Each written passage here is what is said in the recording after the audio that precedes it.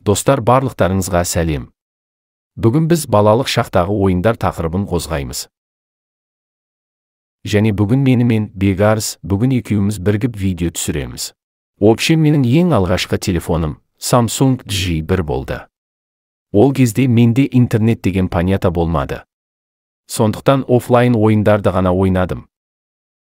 Компьютер ойындарына келсек, өкінішке орай мен ойын жүктеуді білмедім, сондықтан браузерден онлайн ойындарды ғана ойнай алдым.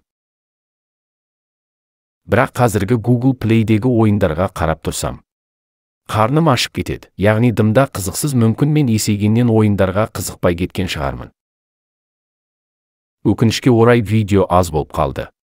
Бірақ менің ойымды Бека толықтырып береді.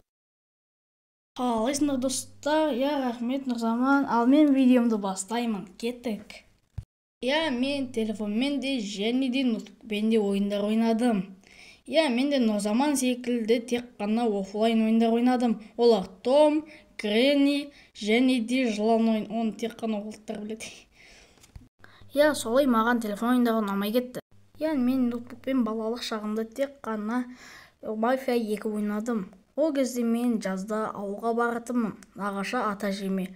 Және де ол жерде мен нағашы ағамның ноутбугында мен Мафия 2-ні ойын тауып алдым. Және де нағашы ағам жұмысқа кетіп қалған. Бір личный өмірге деген уақыт болмай кетті. Өмірдің бәрі жұмыс.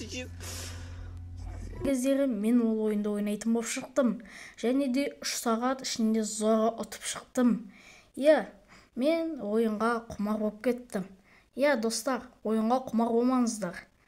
Ал менің айтарым осы, сау болыңыздар. Айтпақшы, Нұрзаманға талапқа қатысқанына рахмет. Оның да арнасына тіркеліп кетіңіздер.